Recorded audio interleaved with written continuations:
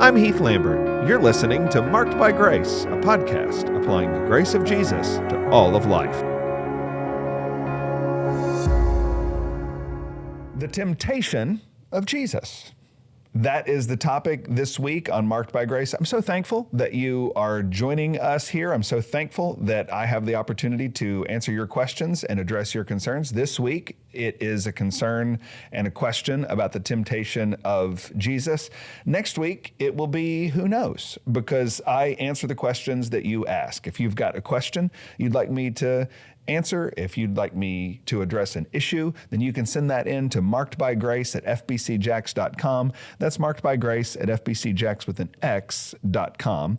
This week, the question from you is about the area of temptation and whether Jesus was tempted and what that means. And essentially what you're asking is, what is temptation? Is it wanting to sin?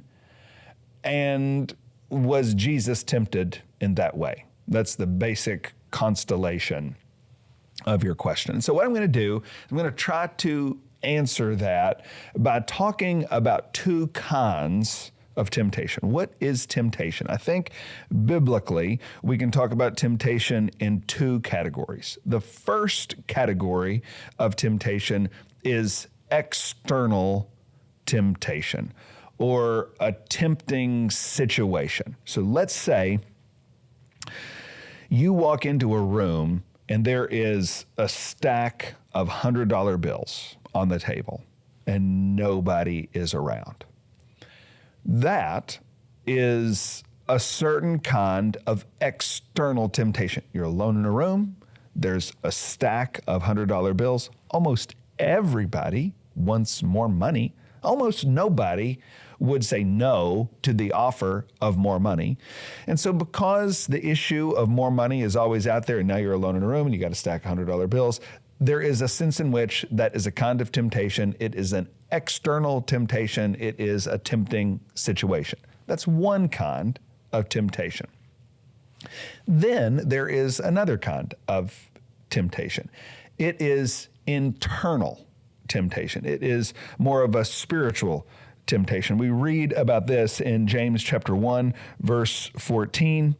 Each person is tempted when he is lured and enticed by his own desire. So you hear the internal part of that temptation. The internal temptation is a corrupt craving, a sinister desire, some sort of covetous desire, and it is internal to the person. So we're back in that room with the stack of $100 bills and nobody's around. That's an external temptation. There's a tempting situation there. But the temptation externally doesn't really start to matter until that external temptation matches up with a desire in your heart. Okay? So once you have this corrupt desire that money is not mine, but I want it, that is an internal temptation, a temptation that is tantamount to desire. It is a covetous desire. And now we have an internal temptation matching an external temptation.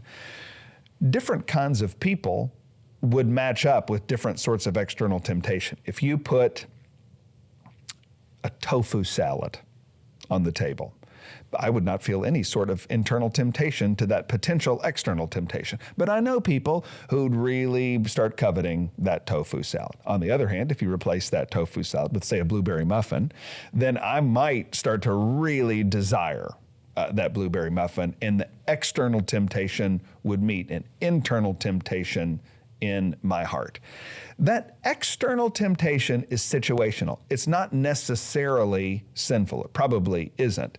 But that internal temptation is not situational. That is spiritual. That has to do with our heart. And whenever our desires are broken, that is sinful. Okay, so that is temptation. Temptation can be external and situational, or it can be internal and spiritual.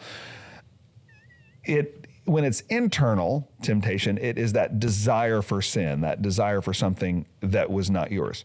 What about the temptations of Jesus? Well, we know Jesus was tempted In Matthew chapter 4, verse 1, Jesus was led by the Spirit into the wilderness to be tempted by the devil. So the devil is going to tempt Jesus. More than that, we know from Hebrews chapter 4, verse 15, that we do not have a high priest who's unable to sympathize with our weaknesses, but one who in every respect has been tempted as we are, yet without sin. So we've got Jesus being tempted in every way. You have been tempted in every way. I've been tempted in every way it's possible to tempt a human being, yet he didn't do it with sin.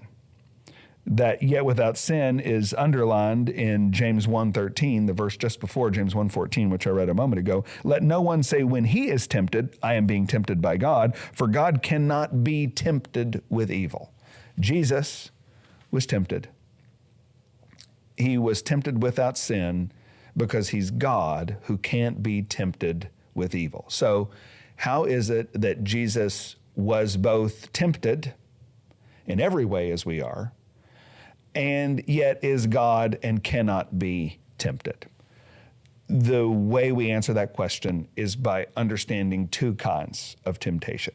Every external, potentially tempting situation that is out there confronted Jesus. But those external temptations never met a spiritual craving in his heart that was sinful. His heart was always trusting in the Lord. He was always wanting to do and be righteousness. And so that external situation never met an internal corruption. And so Jesus was tempted in every way as we are, in the external sense.